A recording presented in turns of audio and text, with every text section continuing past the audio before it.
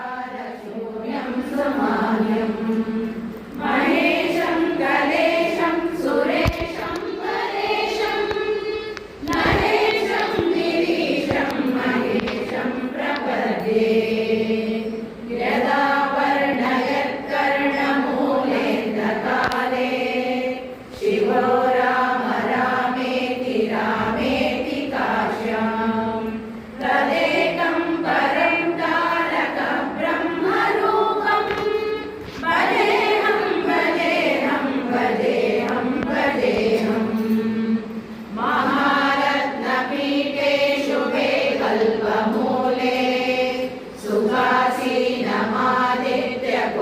सुखासीनमादित्यकोटिप्रकाशम् सदा जानकी लक्ष्मणोपेतमेकं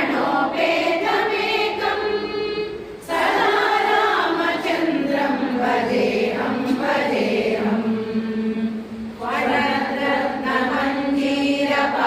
वरदरत्नमञ्जीरपादारविन्दं लसन्मेखलाचारुपीताम्बराढ्यम् महारत्नहारोलसत्कौस्तुभागं नलञ्चञ्चरीमञ्जरीलोलमालम् लसच्चन्द्रिकास्मेरशोणादरागम्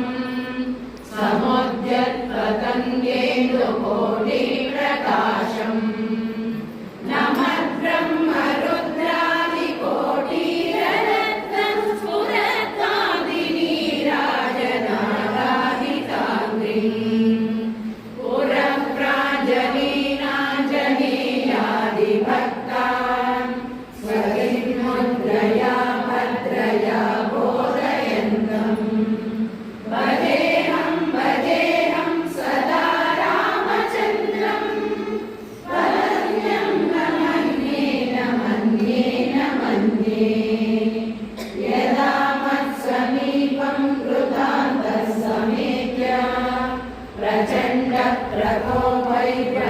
प्रचण्डप्रकोपैर्व्यटैर्भीषयेम तदा विश्वरोषि त्वदीयं स्वरूपं सदा भद्रनाशं सकोदण्डबाणम् विदे मानसे मन्दिरे सन्निधेहि प्रसीद प्रसीद प्रभो रामचन्द्र ससौमित्रिणा कैकेयीनन्दनेन स्वशक्त्यानुभक्त्या च संसेव्यमाना स्वभक्ताग्रगण्ये कपीशैर्महीशैः अनेकैरनेकैश्च रामः प्रसीद नमस्ते नमस्ते च रामः प्रसीद प्रसादी प्रसादी मां त्वमेवासि दैवं परं मेयतेकं सुचैतन्यमेतत्त्वदन्यं न मन्ये यतो भूतमेयं क्रीडतायुतेजो जलोव्याधिकार्यं जलं चाचरं च नमः सच्चिदानन्दरूपाय तस्मै नमो देवदेवाय रामाय तुभ्यं नमो जानकी जीवितेशाय तुभ्यं नमः पुण्डरीकाय दाक्षाय तुभ्यं नमो भक्तियुक्तानुरक्ताय तुभ्यं नमः पुण्यपुञ्जैकलाभ्याय तुभ्यं नमो वेदवेद्याय चान्द्राय पुंसे नमः सुन्दरायेन्द्रिरावल्लभाय समालोकया लोकया शेषबन्धो नमस्ते सुमित्रा सुपुत्राभिवन्द्य नमस्ते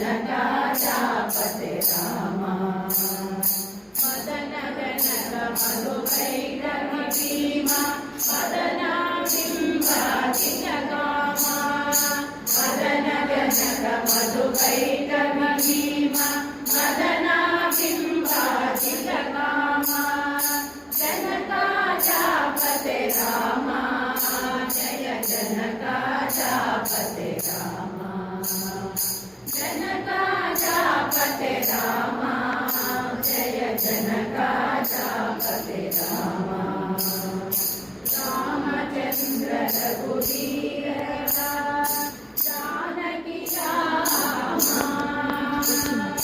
रामचंद्र रघुवीर जानकी राम रावण वैरी श्रीराम रावण वैरी श्रीराम सामज वरद विनुत सोमा सामज वरद विनुत सोमा श्रीश विठ्ठल गुणधामा श्रीश विठ्ठल गुणधामा श्रीश विठ्ठल गुणधामा श्रीश विठ्ठल गुणधामा जनकाचापते राम जय जनकाचापते राम जनकाचापते राम जय जनकाचापते राम जनकाचापते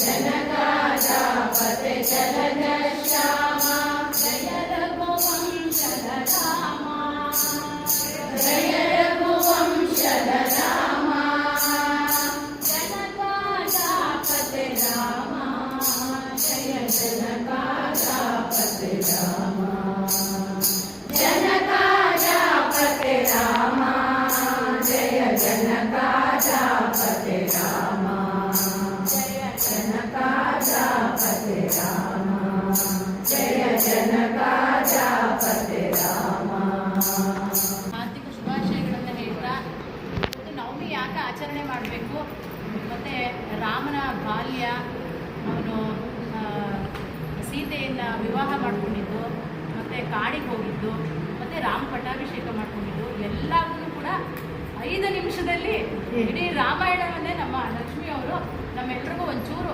ಪರಿಚಯವನ್ನು ಮಾಡ್ಕೊಡ್ತಾರೆ. ನಮಸ್ಕಾರ. ಶ್ರೀರಾಮಚಂದ್ರ ನನ್ನ ಬಾಯಲ್ಲಿ ಒಳ್ಳೆಯದು ಕಿವಿಗೆಲ್ಲ ಒಳ್ಳೆಯದು ಕೇಳಿ ಒಳ್ಳೆಯದಿರುತ್ತೆ ಅಂದ್ಕೊಳ್ಳಿ. ರಾಮಾಯಣವನ್ನು ಇವೆಲ್ಲ ಕೇಳೇ ಇರ್ತೀರ. ಭಗವಂತನಾದ ಶ್ರೀರಾಮಚಂದ್ರ ಮಾನವ ರೂಪದಲ್ಲಿ ಹುಟ್ಟಿ ನೈತಿಕ ಮಾರ್ಗವನ್ನು ಬೋಧಿಸಿದಂಥ ಒಂದು ಕಥೆ ಇದು. ತ್ರೇತಾಯುಗದಲ್ಲಿ ದಶರಥ ರಾಜನಿಗೆ 3 ಜನ ಹೆಂಡತಿಯರು, ಯಾರು ಮಕ್ಕಳಿಲ್ಲ, ಗಂಡು ಮಕ್ಕಳಿಲ್ಲ.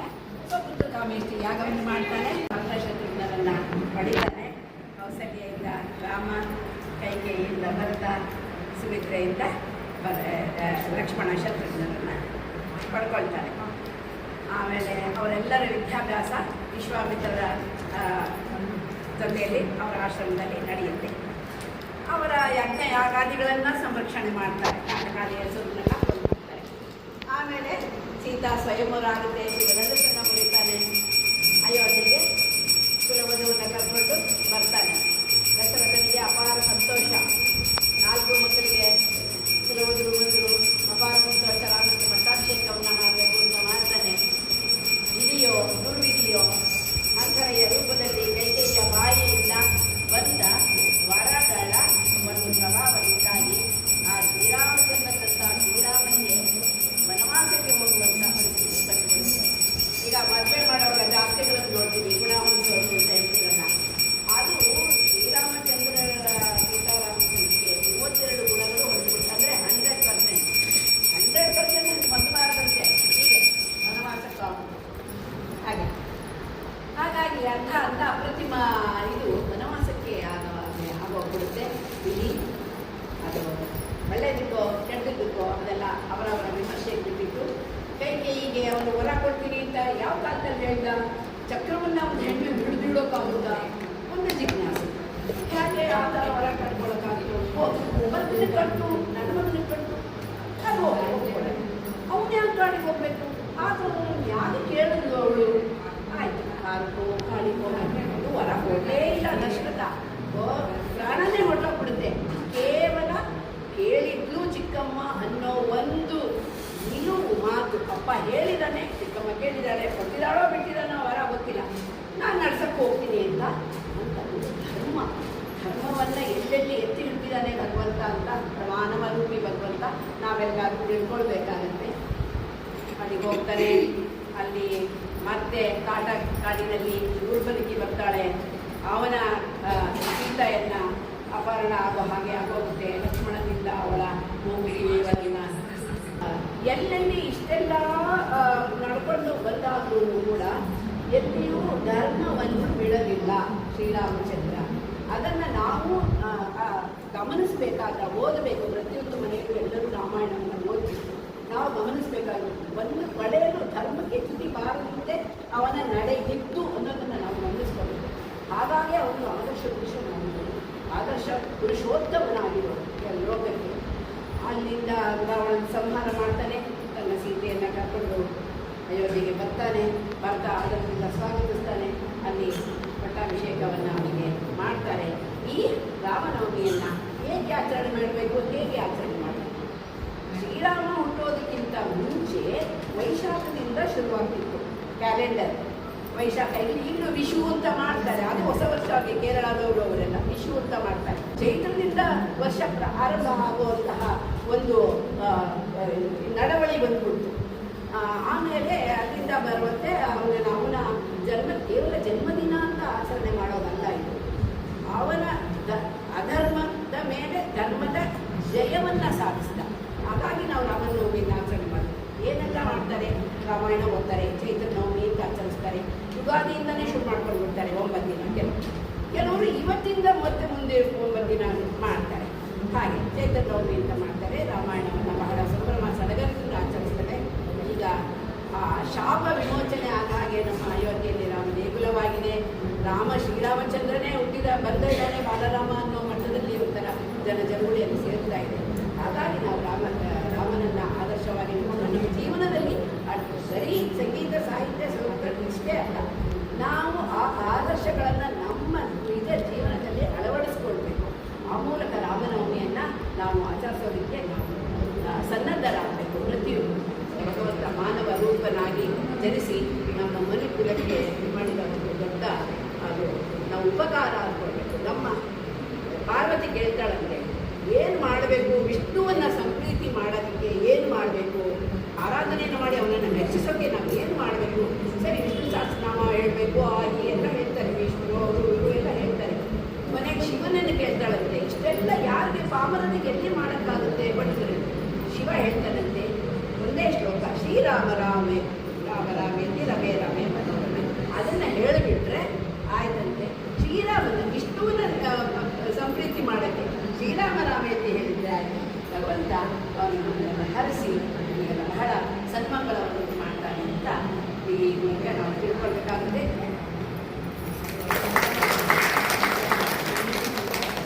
ಲಕ್ಷ್ಮಿ ಅವ್ರಿಗೆ ಮಧ್ಯಾಹ್ನ ಒಂದು 5 ನಿಮಿಷ, ಈಗ ಒಂದು ಅರ್ಧ ಗಂಟೆ ಮುಂದೆ ಹೇಳಿದ್ದೇನೆ ಅಷ್ಟೇ. ನಾನು ಸಂಕ್ಷಿಪ್ತ ರಾಮಾಯಣನ ನಾವು ಹೇಗೆ ಸಂಕ್ಷಿಪ್ತವಾಗಿ ಮಾಡಿದಾರೋ ಅದೇ ಥರ ನಾನು 5 ನಿಮಿಷ ನಿಜವಾಗ್ಲೂ ರಾಮಾಯಣನೇ ನಾನು ಹೇಳೇ ಬಿಡ್ತೀನಿ ಖಂಡಿತವಾಗ್ಲೂ.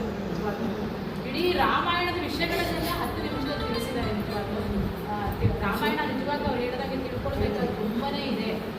ಹಾಗಾಗಿ ರಾಮನ ಆದರ್ಶ ಗುಣಗಳು ಮತ್ತು ರಾಮನವಮಿಯ ಒಂದು ವಿಶೇಷವಾಗಿರೋದೇ ಎಲ್ಲದನ್ನೂ ಅವರು ಸವಿಸ್ತಾರವಾಗಿ ವಿಷಯವನ್ನು ತಿಳಿಸಿರೋದಕ್ಕೆ ಹೇಳ್ಬಿಟ್ಟು 5 ನಿಮಿಷ ರಾಮಂದು ಒಂದು ಭಜನೆ ಮಾಡಿಬಿಟ್ಟು ಶ್ರೀರಾಮ್ ಶ್ರೀರಾಮ್ ಜೈ ರಾಮ್ ಜೈ ಜೈ ರಾಮ್ ಶ್ರೀರಾಮ್ ಜೈ ರಾಮ್ ಜೈ ಜೈ ರಾಮ್ ಶ್ರೀರಾಮ್ ಜೈ ರಾಮ್ ಜೈ ಜೈ ರಾಮ್ ಶ್ರೀರಾಮ್ ಜೈ ರಾಮ್ ಜೈ ಜೈ ರಾಮ್ ಶ್ರೀರಾಮ್ ಜೈ ರಾಮ್ ಜೈ ಜೈ ರಾಮ್ ಶ್ರೀರಾಮ್ ಜೈ ರಾಮ್ ಜೈ ಜೈ ರಾಮ್ ಶ್ರೀ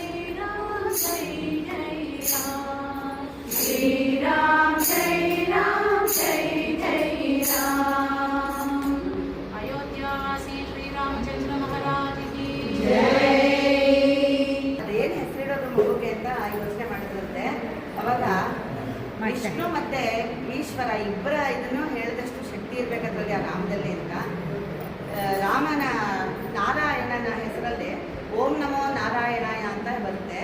ಅದರಲ್ಲಿ ಒಂದು ಬೀಜಾಕ್ಷರವನ್ನು ತಗೋಬೇಕು ಅಂತ ಯೋಚನೆ ಮಾಡಿದ್ದಾರೆ. ರಾ ಅಂತ ತೆಗೆದ್ರು, ಅದನ್ನು ತೆಗೆದ್ರೆ ಓಂ ನಮೋ ನಾರಾಯಣಾಯ ಅಂತಂದರೆ ಅರ್ಥ ಇರೋಲ್ಲ, ನಾರಾಯಣಕ್ಕೆ ಅರ್ಥನೇ ಬರೋಲ್ಲ. ಹಾಗೆ ರಾ ಅಕ್ಷರ ಬೀಜಾಕ್ಷರ ಅಲ್ಲಿ ಆ ರಾ ಅನ್ನೋಂಥ ಒಂದು ಅಕ್ಷರ ತಗೊಳ್ತಾರೆ. ಮತ್ತೆ ಓಂ ನಮಃ ಶಿವಾಯ ಅಂತ ಬರುತ್ತೆ, ಅದರಲ್ಲಿ ಮಾ ಅನ್ನೋಂಥ ಬೀಜಾಕ್ಷರವನ್ನು ತಗೊಳ್ತಾರೆ. ನ ಶಿವಾಯ ಅಂತಂದರೆ ಈಶ್ವರನೇ ಇಲ್ಲ ಅಂತ ಆಗ್ಬಿಡುತ್ತೆ. ಹಾಗೆ ಅದು ಬೀಜಾಕ್ಷರ ಅಲ್ಲಿ ರಾಮ ಅನ್ನೋಂಥ ಒಂದು ಹೆಸರನ್ನು ತಗೊಂಡು ನಾರಾಯಣ ಮತ್ತು ಈಶ್ವರ ಇಬ್ಬರನ್ನೂ ಸ್ತುತಿ ಮಾಡಿದಂಥ ಒಂದು ಪುಣ್ಯ ಬರುತ್ತೆ ಆ ರಾಮನ ಹೆಸರಲ್ಲಿ ಅಂತ ರಾಮ ಅಂತ ನಾಮಕರಣ ಮಾಡಿದ್ರಂತೆ.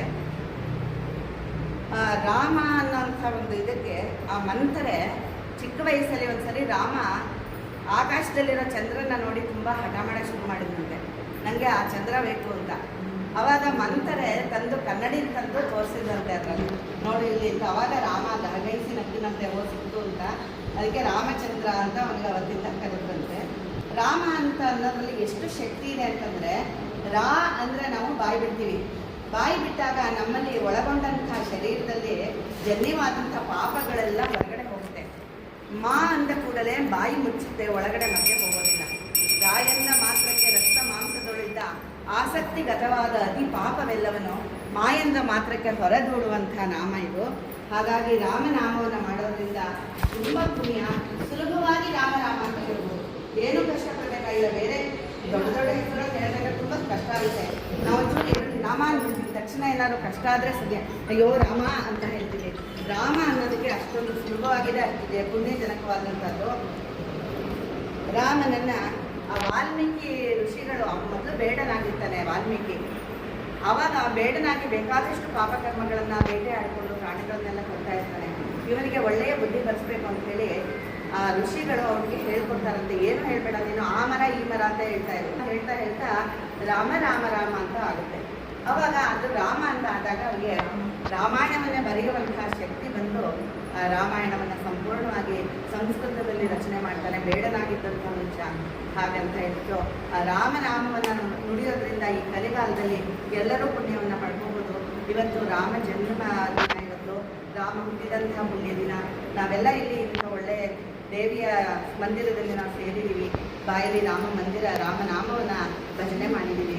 ಎಲ್ಲರಿಗೂ ಸನ್ಮಂಗಳವನ್ನು ಉಂಟು ಮಾಡಲಿ ಭಗವಂತ. ಹಾಗೆ ಭಗವತಿಯ ಪುಣ್ಯ ಎಲ್ಲರಿಗೂ ಸಿಗಲಿ, ಆಶೀರ್ವಾದ ಸಿಗಲಿ ಅಂತ ಹೇಳ್ತಾ ಆಶಿಸ್ತೀನಿ.